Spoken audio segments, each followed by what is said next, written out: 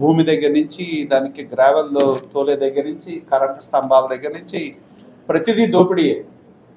జగనన్న కాలనీలు ఏంటంటే దోపిడీ మార్క్కి ఒక నిదర్శనం. ఇవాళ కూడా కళ్ళ ముందు కనపడతాయి ఇవన్నీ. సంక్షేమం పేరు మీద పెద్ద ఎత్తున దోపిడీ చేశారు. కానీ కూటమి ప్రభుత్వం వచ్చిన తర్వాత ఏదైతే ఎన్నికల సందర్భంగా ఇచ్చిన హామీలు ఏవైతే ఉన్నాయో వాటిని అమలు చేసే విధంగా ప్రభుత్వం ముందుకెళ్తా ఉంది.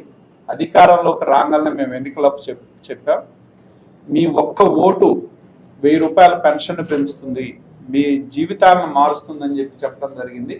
మరి మంచం మీద ఉన్న వాళ్ళకి ఒక కుటుంబానికి 15,000 రూపాయల పెన్షన్ రావడం అంటే మామూలు విషయం కాదు.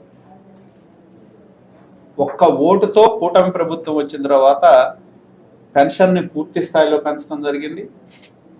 అదేవిధంగా ఎన్నికల హామీల్లో అమల్లో భాగంగా ఈ పూర్తి స్థాయి బడ్జెట్లో 2 అంశాలు ప్రధానంగా పెట్టారు. రైతులకి రైతు భరోసా కింద 20,000 రూపాయలు ఇవ్వాలని చెప్పి, అలాగే తల్లికి వందనం పేరుతో రేపు మే నుండి, ఎందుకంటే అటు రైతులకు కానీ స్కూల్స్ కానీ జూన్ నుండి మొదలవుతాయి వ్యవసాయ పనులు కాబట్టి ఈ 2 పథకాలు మే నెల నుండి ప్రారంభించాలని ఎన్నికల హామీల అమల్లో భాగంగా ఈ బడ్జెట్లో దానికి కేటాయింపులు చేయడం జరిగింది. అలాగే ప్రాధాన్యత క్రమంగా ఇరిగేషన్ కూడా చాలా ప్రాధాన్యత ఈ ప్రభుత్వం ఇస్తూ ఉంది. అలాగే ముఖ్యంగా కేంద్ర ప్రభుత్వానికి సంబంధించిన కేంద్ర మంత్రివర్యులు పెమ్మసాని చంద్రశేఖర్ గారు మన పార్లమెంట్ మెంబర్గా కేంద్ర మంత్రిగా ఇప్పటికే మనం ఈ గుంటూరులో చూస్తూ ఉన్నాం. రకరకాల ప్రాజెక్టులు, నేషనల్ హైవేస్ గురించి రివ్యూ చేయటం కానీ, అలాగే ముఖ్యంగా మన శంకర్ విలాస్ దగ్గర ఉన్న బ్రిడ్జ్ని విస్తీర్ణం చేసే దానిలో ప్రధాన భూమికి ఎప్పటి నుంచో ఈ గుంటూరు ప్రజల యొక్క డిమాండ్ అది.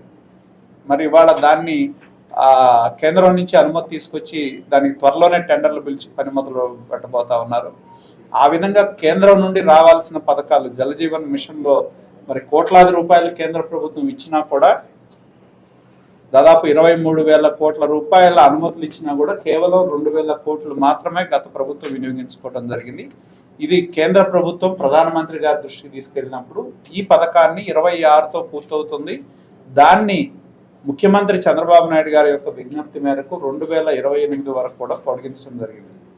దానివల్ల ఇవాళ రాష్ట్రంలో ఉన్న ప్రతి గ్రామానికి మంచినీరు ఇవ్వాలి, ప్రతి ఇంటికి ట్యాప్ కనెక్షన్ ఇవ్వాలనే ఉద్దేశంతో ఇవాళ ప్రభుత్వం దానికి కావాల్సిన నిధులు ఇవ్వటం కూడా సిద్ధంగా ఉంది. దానికి ప్రాజెక్టులు కూడా త్వరలో రూపకల్పన చేసి టెండర్లు పిలిచే విధంగా ప్రభుత్వం చేస్తుందని చెప్పి కూడా ఈ బడ్జెట్లో తెలియజేయడం జరిగింది.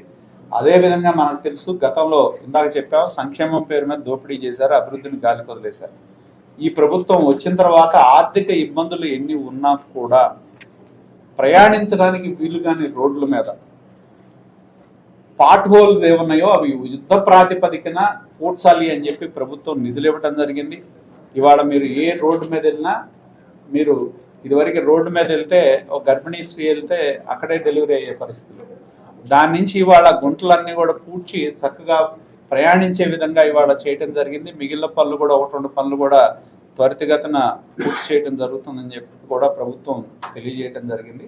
కాబట్టి ఎన్నికల సందర్భంగా ఇచ్చిన హామీలను అమలు చేయటం, పేద వర్గాలకు అండగా ఉండటం అనేది ముఖ్యంగా ఇక్కడ ఆలోచన చేయాల్సింది. ఇందాక సహచరులు మాధవ్ గారు చెప్పారు, హౌసింగ్ ప్రోగ్రామ్ అనేది గతంలో కేంద్ర ప్రభుత్వం 1,50,000 ఇస్తే జగన్మోహన్ రెడ్డి ఇంకో 30,000 ఇచ్చి చేతులు దులుపుకున్నాడు. కానీ ఈ ప్రభుత్వం అలా కాకుండా కేంద్రం ఇచ్చే 1,50,000తో పాటు అదనంగా 1,00,000 రూపాయలు రాష్ట్ర ప్రభుత్వం భరించడం, అలాగే ఎవరైతే